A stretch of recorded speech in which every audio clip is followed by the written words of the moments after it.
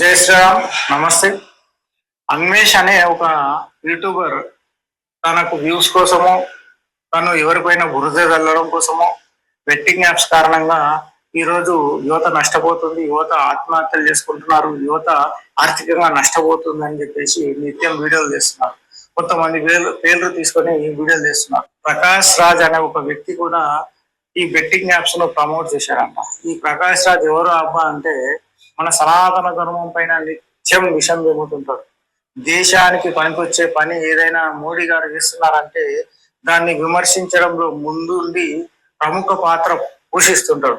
ఆ తర్వాత పవన్ కళ్యాణ్ కూడా విమర్శించాడు. నువ్వు సనాతన ధర్మాన్ని ఏ విధంగా అనుసరిస్తావు, నువ్వు సనాతన ధర్మం పట్ల ఏ విధంగా మాట్లాడతావు అని చెప్పేసి ఈ వీడికి ఏదో నష్టం జరిగినట్లు వీడేదో కొత్తగా ఆడుతుంటాడు. నిత్యం నీతులు చెప్తుంటాడు. జస్ట్ టాక్సింగ్ అని చెప్పేసి మాట్లాడుతుంటాడు. అయితే వీడు గతంలో బెట్టింగ్ యాప్స్ లో ప్రమోట్ చేశాడంట.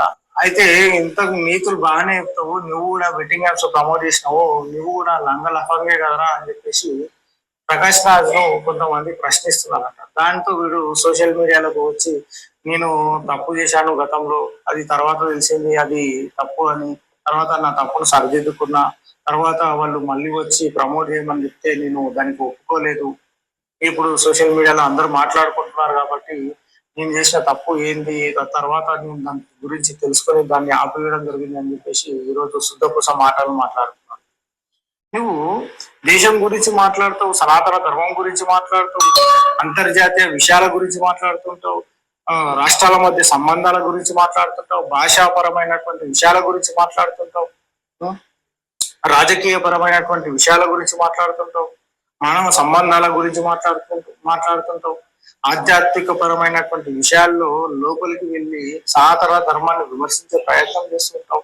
ఇంత జ్ఞానం నీకు ఉంది కదా, నక్సలిజాన్ని ప్రమోట్ చేసే ప్రయత్నం చేస్తుంటావు, ఇంత జ్ఞానం నీకు ఉంది కదా, మరి సనాతన ధర్మం పట్ల ఇంత విషయం చెబుతుంటావు కదా, అంత జ్ఞానం నీకు ఉంది కదా, మరి ఈ పతలాట, ఈ రమ్మి, ఈ బెట్టింగ్ యాప్స్ అనేవి తప్పు అనే విషయం మీకు తెలియదా? చేసేవాడిని లఫంగ పనులు, లంగ పనులు మళ్ళీ బయటకు వచ్చి పెద్ద నీతులు చెప్తావా?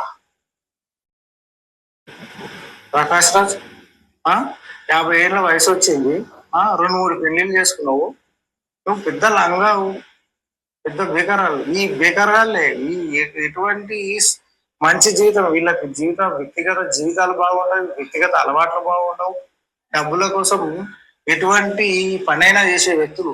నువ్వు వేసే వేషాలన్నీ కూడా విల్లని వేషాలు, దుర్మార్గమైనటువంటి విషయాలు. అది నటనాపరమైనటువంటి విషయం అని సమర్థించుకుంటామేమో, అది పక్కన పెడదాం. ఇటువంటి దుర్మార్గమైనటువంటి మనస్తత్వం కలిగిన వ్యక్తులు ఈరోజు నీతులు చెప్పే ప్రయత్నం చేస్తారు అన్నమాట. డబ్బుల కోసం ఎటువంటి అడ్డదారులైనా దొక్కుతారు. ఎటువంటి అవినీతి లేకుండా, ఎటువంటి అవినీతి మరక లేకుండా అభివృద్ధి లక్ష్యంగా సనాతన ధర్మాన్ని ప్రమోట్ చేస్తూ ఈరోజు మోడీ గారు ముందుకు వెళ్తూ ఉంటే మోడీ గారిని ప్రశ్నిస్తావు. ఈరోజు సనాతన ధర్మం గురించి మాట్లాడుతున్న పవన్ కళ్యాణ్ విమర్శిస్తుంటావు. ఈ సనాతన ధర్మం గురించి ఎవరు మాట్లాడినా వాళ్ళని విమర్శించడానికి ముందుంటావు.